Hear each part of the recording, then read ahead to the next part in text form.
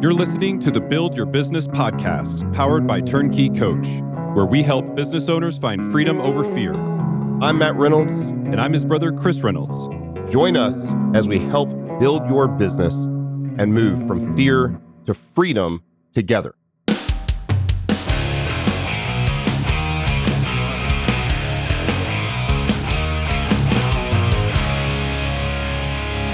You're listening to the Build Your Business podcast. We are your co-hosts, Matt and Chris Reynolds. I'm Matt. He's Chris. Hey, man. Welcome to the show. Today, we're going to talk about something that we are actually have struggled with in the past and we felt like it was good to talk about right now because it's a struggle for both of us, like right now in the present. And that really is founder isolation, or we joked about maybe it could be called overworked and isolated, something like that. And so it can be a real problem when you found a business and the business is often doing well, or at times it's in crisis mode and not, but it's absorbing all of your time. And you find yourself almost like you're living in a cave of only the business, of only the work. And everything else in your life goes away. And so I'm going to turn it over to you here in a second. I will say there is a time period that you'll hear about from especially some of the world's greatest founders when they were in college and they dropped out of Stanford and they're working in a garage and they're 20 years old or 21 years old. That's a great time to be isolated and overworked. You don't have wife, you don't have kids, you don't go to church, you don't have like that. Okay, that's fine. If you're listening to this and you're 21 or the beginnings of Silicon Valley, which I've got to go back and watch again now that my business reflects that way more. Have you watched that whole show?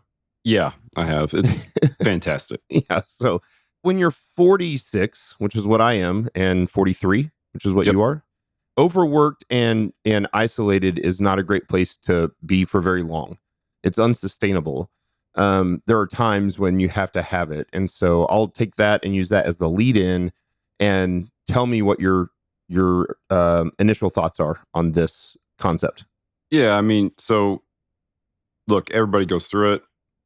It doesn't last forever. I think that's an important thing to start with. Yeah. This too shall pass. Yeah. I mean, look, it always does. I'm an extremely positive person. My tendency is probably to be overly optimistic about everything. So this is a Reynolds trait that even since both of us work, I'm the CEO of my company. You're kind of a fractional CTO for our company. Our company recognizes that in us. They like that in us. But sometimes they're like, hey, we got to get down to the gross nitty gritty, what has to be fixed. But I am an ultimate optimist, as are you.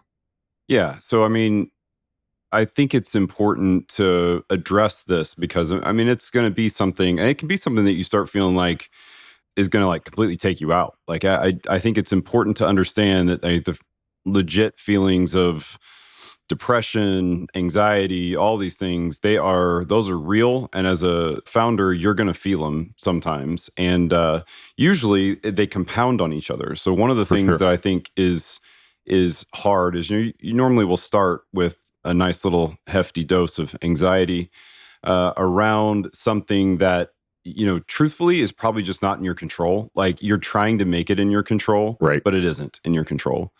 And 9 times out of 10, it's a bad thing that you're avoiding. You're avoiding dealing with the consequences of a thing that just need to be dealt with, right? Yeah. If the work is in your control, this is a Hormozy. Yeah. Yep. Hormozy says this all the time. Something along the lines of anxiety is just unfinished work that you have to do that you don't want to go through. Like it's just hard labor, whether that's mental or physical, that you don't want to do. But the anxiety really comes from the fact that it's the cloud hanging over you. It's when you were in college, and I can remember like when I was writing my master's thesis, it's until it was done, it was I couldn't really enjoy anything because it's just everything is bad. Yeah, hanging over my head until it's done. And then the day I turned it in, that anxiety all went away. Yeah, because that was the thing that was hanging over the head. Right. So like the thing is though, there are times like that's defined, right? In that circumstance that you have a thing you need to do. You need to go get, some coffee. You need to Papa's in, whatever you're going to do, sit down, get the thing done. In this case, it's not going to be like that. actually. It's going to be a bit different. And so what this is more about is there is legitimately more to do than can get done. Right. Like, period. Like, and you haven't accepted that. Like, as a founder, part of what makes us effective is that things that others look at and say, that can't get done. You're like, nonsense. That will get done. We're going to get it done, right? That's the positive side. That's the That's what Elon's built his like MO on. Yeah. Is people look at Elon and they're like, how can he get so much stuff done? There's a lot of the testimonials in my Undoing Urgency book of people that have that perception of me, and I'm certainly not comparing myself to Elon, but they're like, Matt seems to be able to get the amount of work done in a day or a couple days that would take the rest of us several months, and I don't understand why, but this book lays out how to do that. Yeah. And I'm here to tell you, I'm in a period of my life right now where I'm drowning in urgency and overwork and isolation. This is not a 1 day, 2 day event. This is now a 4-week event of bad sleep, anxiety, depression, which I'm not wired for, but I can tie those things back to a thing. I still don't fully grasp people, and this is not, I'm not trying to be unsympathetic. I just can't sympathize when people who are naturally wired to be depressed for no odd reason or anxious for no odd reason, they have no idea why they're anxious or no idea why they're depressed or whatever the thing is. For me, it always ties back to a reason. And so when the reason is a thing that is a task list that is so long that for the most part, only I can do, and I've outsourced everything else, then that's when it starts to feel like this. I'm dropping into the rabbit hole in Alice in Wonderland, and I'm just falling, and I can't catch myself. So every project finished just takes one project off the list, and there's still another 75 to do that have to be done. I think the thing that really caused this to be bad is when, you've got a list of 70 things to do, you grind through one that is just like super hard and you hit every branch on the way down of everything that could go wrong, but 3 new things were added when you did the one thing, right? So you're not making your way out at all. Fixing a problem just eventually adds more problem. I mean, we solve problems and we put out fires, and that's our job. Right. And sometimes the fires and the problems, there's so many problems and there's so many fires surrounding us that we're like, the house is burning down and I don't have enough fire extinguishers and firemen to put it out. Yeah. I'll put one out and 3 more pop up. That's what it is, right? That feeling is the thing that will snowball on you and just take you out. And so just like you just said, by the way, you said, I'm in the middle of this whole thing right now. I'm in the middle of this whole thing right now. Same. Like, we got 2 guys here that are just like, oh God, there's a lot going on. And part of it is just that there's legitimately so much to do. And I think there's some I can feel what some of them are. I think I've got some false beliefs in here that are actually causing some of the internal angst around it, and where I've been able to find some relief in this process. So look, we've gone through a lot of podcasts where we've talked about how do you delegate? How do you make sure that you've got SOPs in place so that you can do, all the things that need to get done? There are circumstances that arise that are very resistant to both of those things. Okay. Right. And so maybe that's a good place for us to dig in. One of them is when you're inventing the future, you don't have an SOP yet. You're inventing on the fly, and you're doing it as a problem-solving founder. That's what you're doing, right? You're like, I'm the kind of person who can solve this. It needs my special judgment. It needs my special founder sauce, whatever that is, right? Yep. To get this thing done. And who are you going to find that can do that thing, right? The whole nature of what it is you do is that, in this specific space for this specific problem set, not only am I the expert, but I am also the inventor of solutions to problems. And when what you have is a giant list of problems that need to be solved, then it is very, very difficult to delegate at that point.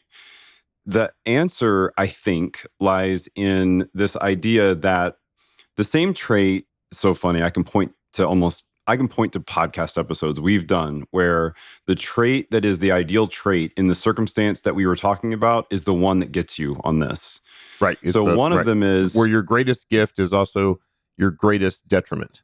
That's right. That's right. So as a founder, we've said you got to be the cheerleader. You're the cheerleader, right? Like everybody else is. You're rallying the troops. You're leading from the front. Yep. It's all that sort of thing. Yeah. Everybody else can get down in the dumps, but you can't. I mean, if you are, that's understandable, but they can't see it, right? Right.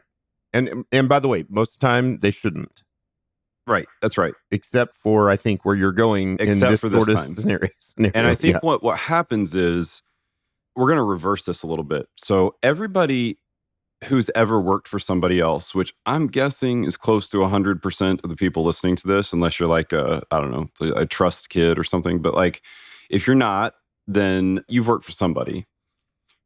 You're constantly looking for their approval for whatever, right? They're Sure. Like you're looking for, look at how hard I'm working at this thing, boss. Like, how, I can grow in the organization and I can do more and I can, all these things, right?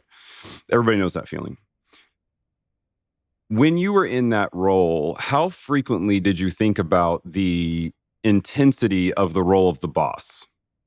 Right. My guess is never. Never. Right? It doesn't happen. What sort of pressure are they under? You never think about that. No. That does not cross the mind usually. Like, right. It's Right. They're just the like boss. they're the boss, right? Right. And so while you want their approval, you don't think about the fact that they are potentially suffering under an enormous load as well until you are that person. Right. And when you're that person, you start going, oh, like I've been shielding people from all of this stuff. And like, I've been like the shield against the universe here, trying to keep everything up and running. And the reality is, I think that role that we play sometimes is the thing that can crush us. I think it is better to let a little of that, not all of it, you got to be careful here, like a little of that out. Maybe the route through it is you put a meeting on the calendar for your top people, whoever they are, right? And all the different leadership. spaces. It doesn't have to be just C-suite, but like say all leadership in the company.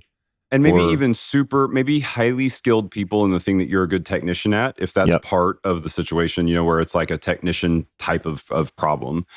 So in that circumstance, what I think you want to do is you want to get these people together and you want to be pretty facts-based. Like I wouldn't drive super hard on the emotion piece, but I'd let a little of it leak out.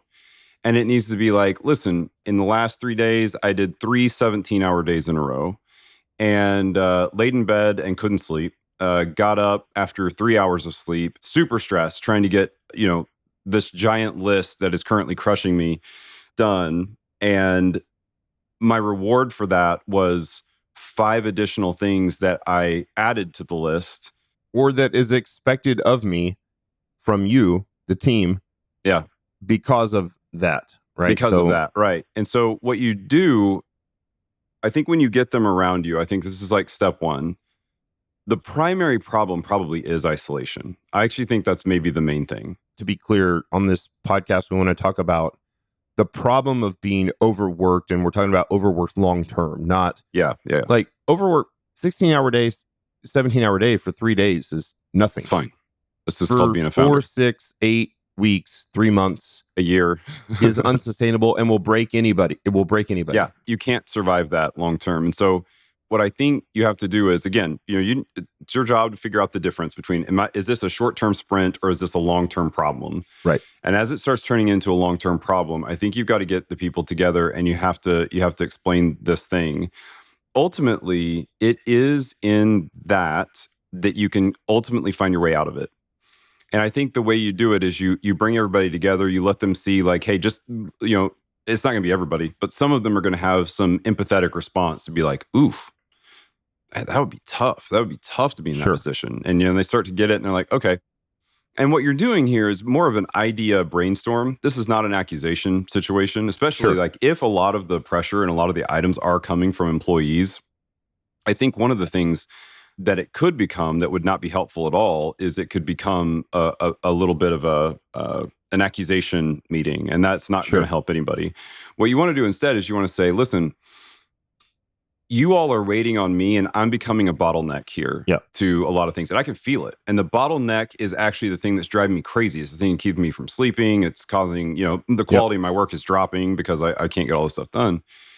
And what I need are ideas. I need us to work through some ideas about how to get through this. This is not a one-time meeting. While I'm feeling this way, we're going to need to have this meeting like every other day or something. Like maybe it's every day until we're on top of it for but also an hour. The meeting can't take, I was going to say, but the meeting can't take an hour. It may because have to take I don't an hour. have to, but yes, I understand what you're saying. And I think you do too. This But is the snowball. Yeah. So part of my overworkedness is the number of meetings that I'm being forced to attend that right now I'm like, listen, we have AI now, record the video, give me the transcript, give me the thing. I'll watch the video in 2x time and can cut that meeting down for me by 50%.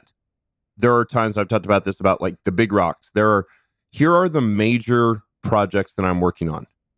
I have identified, I've put them in order of priority, or a combination of priority and urgency. And sometimes the priority, because of the urgency, it drives up the priority, especially for a company like yours. If you have a big tech crisis, then it is both hyper urgent and hyper important. And so I have to work on this, but also I'm still the CEO of the company and have all these other things that I have to do. Yeah. And so what I've done with my team, and what I think I'll end up doing today, is saying, these are the big rocks that have been put on my shoulders. They are all important because they're all big rocks. These are not pebbles or sand or water or the things that go in the jar that aren't the big rocks. But I can't do them all in the time period that we have laid out. And they need to get done, which means I have to focus my attention on these 2 or 3 things. And everything else, I need people to step up. And often you can assign that based on their skill level to do the best you can to get as far as you can on that big rock, on big rock number 4, number 3, or number 5, as far as you can to take that load off my shoulders so that I don't feel like I'm the bottleneck. So, and I'll give you an example. So as we've moved from a B2C company to a B2B company, we don't have a sales manager right now. We do have a sales team, but we are sort of redoing the entire sales process of how you sell B2C versus how you sell SaaS is completely different. Yep. And so, and I've done a lot of this. I'm getting pushed to write the SOPs for the sales team. Problem is, I got, not to exaggerate, let's say I have 8 other bigger rocks than the SOP for the sales team. So what's happening right now is the sales team is sitting on the bench waiting for the SOP so that they can go. And I have to put somebody in charge to say, just write the SOP. And get them going and figure out where it's breaking. And then we'll come back in a couple of weeks once these big rocks are taken care of. Because right now I'm the bottleneck with all of it. I fly to Vegas in a few days. By the way, hate Vegas. Got to do a big trade show. Me and the COO, it's just 2 of us this time going to that. And stupid stuff I shouldn't have taken on. I mean, like buying all the, gift baskets for the presenters. Yeah. And I'm packing that up, and it always comes back and bites you. This is the problem with owning an online business where like nobody's in Springfield. So, the booth and the booth backdrop and all the stuff is here, and trying to figure out shipping to get it to Caesar's Palace and all that sort of stuff. At this point, that is just something that has to be done. Like nobody on my staff can do it. So what I did is I hired my sister and hired my wife and said, like, get it shipped. Here's like, so that the overworked part has to feel every day like the list didn't grow, but like the list shrunk a little bit. And the list shrunk a little bit, even though you may and will have to come back to some of those other big rocks, number 3, 4, 5 to 10. I've got to focus on 1 and 2 right now. And I need you to let up on me on all this other stuff and take it and run with it. And so that's the overworked part that I think has, and by the way, I have a great executive assistant who had been my executive assistant for several years. He got promoted in the company. We hired I may have told this story on the podcast. I hired a third-party company. They suck. All third-party EA company. If you're a third-party EA company and you think you're awesome, reach out to me. It's fine.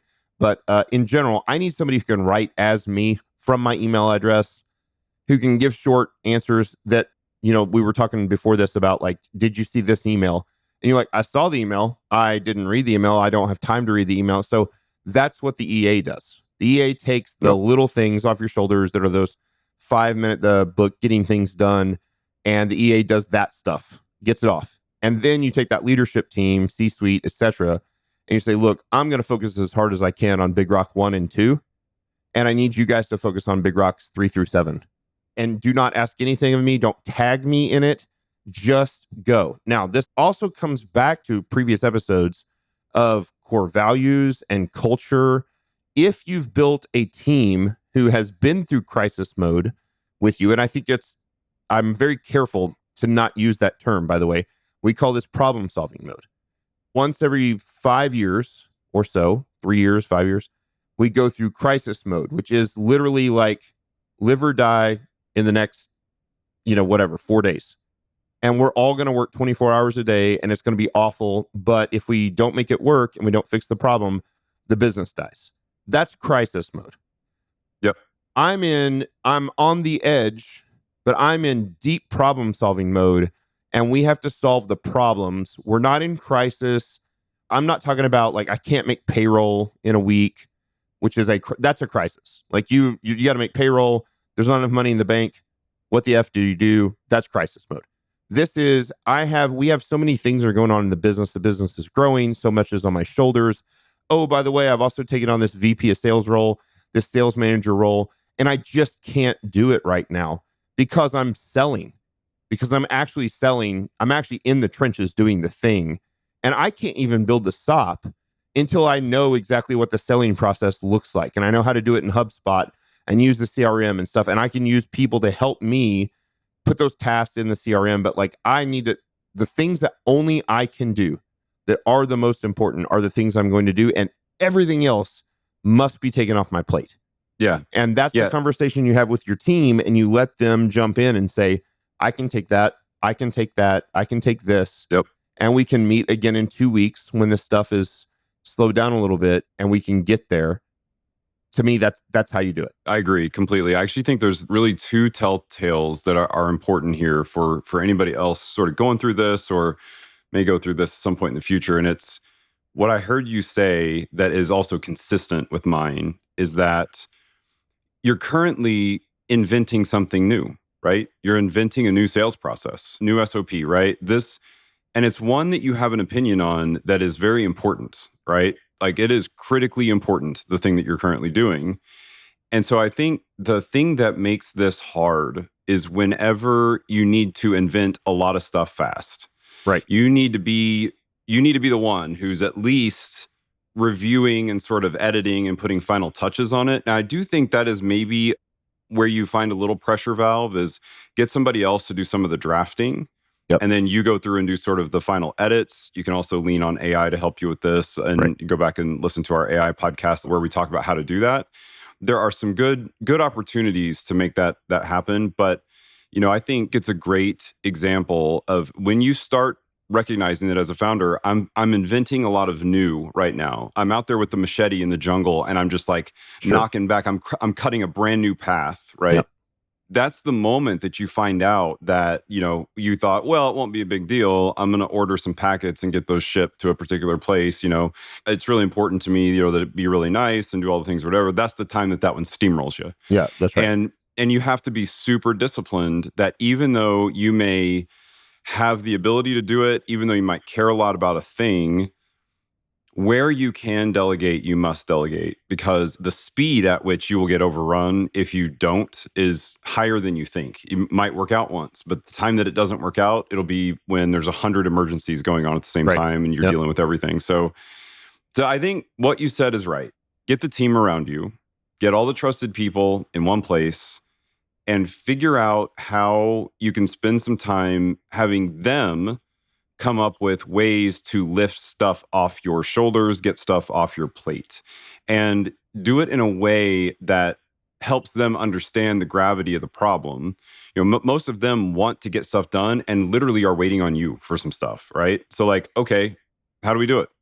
They also want to sort of impress you with the work that they do. And they should, yeah. If the culture is right. And so, for example, I have a draft sales SOP written for the company. It's just not ready to release yet. Yeah. And so rather than me doing all the rest of the editing, I can take that thing and tell the team, this is what I'm dealing with. I have to crowdsource this out to the rest of you at this point to finish this thing out, add the little screenshots and pictures and the links to HubSpot and all the stuff. Those are the things that take up tremendous time on my part. Like I can write the system pretty quick, and I did, but it's not perfect and it's not ready to go out to the sales team until you have those things. Yeah. And so I'm going to crowdsource that to you guys, to the sales team, and to the editor in chief, and to the head, the CMO, and to like, I need help there. That's where we get help to try to get ourselves in a place where we don't feel overworked. I told my wife, and I want to transition now into the isolation piece.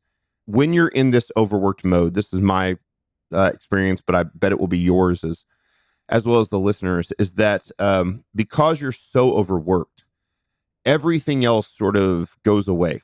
So you become not a great husband, not a great father. I'm really active in my church, or if it's your community, or your kids' ball teams, or whatever the thing is, group of buddies or guys that you would go on a camping trip with, and you're just like, I just can't right now. Those things all go away. And so I told my wife, I said, I go every morning. I still wake up every morning, often way too early. I'm also underslept, which comes with this, not typically in a 2 to 3 day sprint, but I guess I wake up at 2 now, which is not what I want to do. And so I took an 8:30 a.m. nap today, which I don't know if I've ever taken a nap at 8:30 a.m. I slept so hard that I woke up and thought it was tomorrow. Yeah. And I slept like 45 minutes. And I put on the sleep mask, and everything. So it was pitch black. And so anyway, what you end up doing is you end up isolating yourself entirely in the business, isolating yourself away from your spouse, your children, your community, your loved ones, your hobbies, your whatever those things are. And so I told my wife last night, and this is not very healthy. So I'm not suggesting this, but I was trying to help her understand. I wake up in the morning, ready to go, raring to go. Here we go. And I knock out work. And because my sleep is so bad, by the time I get to about lunchtime, my IQ, like typically my IQ drops at like 6 or 7 p.m. Now my IQ is dropping at noon. Yeah. And I take a nap and I wake up. And in the past, I will get up and do a whole nother round of work for 6 or 7 hours. And now I take a nap and I wake up at 1:30 in the afternoon and I'm like, work is not getting done very well. Work is still slow because I'm still slow. And what that leads me to is it leads me from a feeling of pressure and overworkedness to all I can describe is a feeling of depression, which I'm not prone to. So I'm not really even in tune with what that feels like. Mm-hmm. And then the only way to relax at night, which is the problem that I'm struggling with right now, is, well, I guess I could take some anxiety medicine, or I could take an antidepressant, which I don't want to take either. I've never taken an antidepressant, not once in my whole life. I've taken anxiety medicine. I don't like the way it makes me feel. I could have 2 cocktails. I think that's fine every once in a while, but I think that you're self-medicating with cocktails in order to get that crap out of your head so that you can go to sleep and start the problem all over again the next day. Yeah, it's not good. I'm not eating at the dinner table with my family. We're eating in the living room, my wife and I, watching a TV show. There's no connection with the people that matter in my life. And so let's talk a little bit about the transition out of the overworked and the effect of the overworkedness, which is often isolation mode for the entrepreneur or founder. Yeah, gosh, I wish I was an expert in this. I'm probably an expert in doing this terribly. So yeah, me too. What I'll do is I'll just reflect back my own experience as well in this, which is that the worst of it is always when I think that the answer is for me to put my headphones on and go head down and get work done. That's a super strong muscle for me that is enormously effective in certain contexts and is probably the thing that would eventually kill me if I continued doing it when it is not being effective. And or there's lots of real life downstream effects. Certainly personally, that's the sort of thing that leads to heart attacks and strokes and a life that you look back on and we're like, I just overworked myself to death.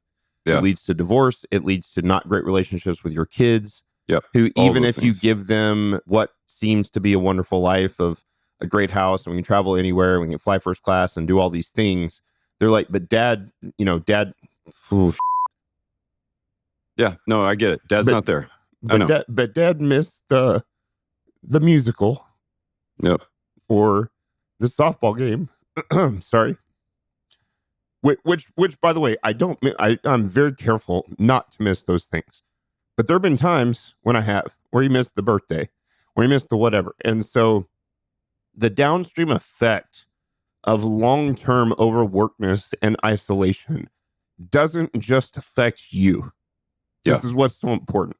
It affects the entire network that you're in, from your family to your community to your company to your employees. Yeah. They are all affected by those things. And so here's how the thing, do we though. stay out of that? Yeah. Think about this. I think this is one of the reasons that this can become such a difficult downward spiral. You already have 100 million pounds of pressure on your shoulders. And that makes it even harder. That's right. Right? Like, oh, my path out of this is to work my ass off until the thing is done. But I can't do that because I also have these other things that I need to do that will ruin, or will lead to. And so in some ways it's an interesting way of thinking about it. But what I really think it is constraints. I think it becomes a very good and valuable constraint. And what I mean by that is just to say that, look, that no matter how strong that muscle is of being able to go head down, get the work done, bring your laptop everywhere you go, get everything done. And trust me, this is me talking to me. I live this life day in and day out. You are making the problem worse. Right. And the reason you're making the problem worse is because now you're doing a bunch of stuff without enough time. You're not including people in it because that slows it down, right? Yep. It's faster if it's just in your head and coming out of your fingers on the keyboard and that kind of thing is faster that way. Great. It maybe isn't the quality level that you want. All of that, unless you're doing it. But now no one's involved in it. And now no one can take that baton and run. And so what I've kind of come to the conclusion of is that the isolation becomes a downward spiral that just gets worse and worse and worse if you don't interrupt it purposefully and just go like, I can't do this. Yep. I got to be around other people. I need to socialize. It's bizarre how when things are really, really bad like that, if you can just it doesn't take a lot. Like, let's say you can get 1 2-hour period of time at night with a group of friends or family or somebody where it's Work. enjoyable. Right. You're sitting there, it's not work. Like and you're not going to talk about work. Like you might tell them about the difficulties you've got going on. I think one thing men struggle with in that whole toughness thing that we do, we tend to not talk about I'm drowning here. I am drowning and I need help and I am not entirely sure how to get it.